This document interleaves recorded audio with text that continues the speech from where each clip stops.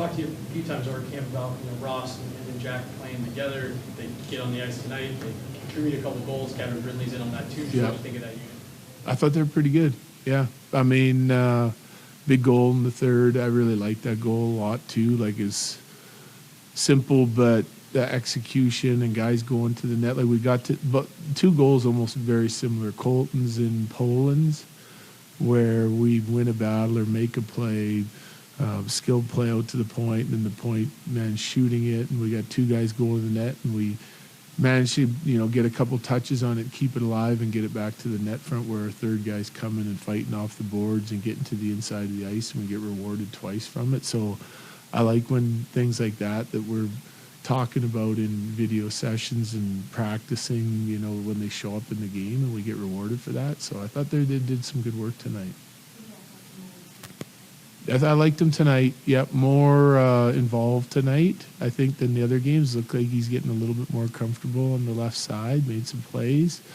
Yeah, so good stepping stone, step forward for him, I think, like so far from camp playing on the left. He was more impactful.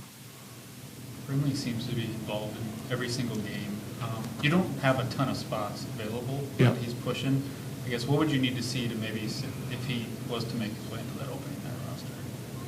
Yeah, I don't know exactly what I need to see. We just need to see him continue to progress and continue to play the way he's playing. Like, he's certainly not going to get on the score sheet every single night that he plays, but he's playing with some good players tonight especially. And we're putting him in some spots to see how he handles it. And he keeps, answering the bell and stepping up. And I think he's been impactful on both sides of the puck too. So I really like him as a young player. It's just going to be like how we set up our lines, how many guys we're going to keep. I don't know any of that information just yet. We'll see. And we got, a couple more games yet to watch him and Bardakov. I like Bardakov again tonight too. He's a big physical guy that, plays a little angry, and so we'll just see how the third line center position shakes out and see who we need and what we need. But they're certainly both good options for us. And I think both of them can play games for us. It's a matter if they start here or not. How can Ridley's skill set lend itself to more of a depth role? Well, I think, with the growth and what we're seeing with him being able to, he killed all the penalties tonight with Jack, with a guy, and they were really good.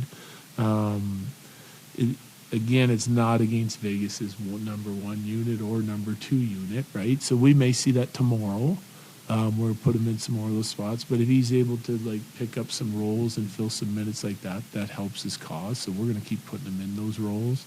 I like his ability to make plays and be hard on pucks, and like I said, his motor, his compete are really good. But he does have a high skill set, right? So the third line is kind of up in the air. If we get OC back, does Jack come down and play with Kells and OC again? We have the ability to send him down and play American League games and get lots of touches, and we have the ability to keep him here and keep him involved in different roles. So we'll just see how it all plays out. There's nothing set in stone in this league. You got to prove yourself every day, but he's certainly doing a nice job through training camp and exhibition so far. You make a couple cuts over the last couple of days, call some of those guys back up to playing games like this. What are you looking for guys like that? Well, our guys only want to play so many games, number one, right? Just being as truthful as they can possibly be. They're all going to play tomorrow in Vegas. So you need veteran players, and you want to kind of make some lines that you think can work, and that's what we did for tonight's game.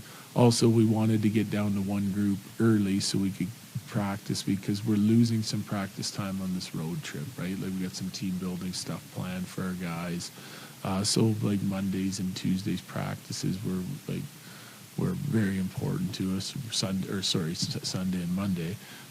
So getting to one group is why we sent everyone down. Plus they had practice there and started camp there. It helps the Eagles get rolling. And some of those guys, I think, earned another look for a game like tonight, So we wanted to call some guys back up and give them another chance, and they did a nice job.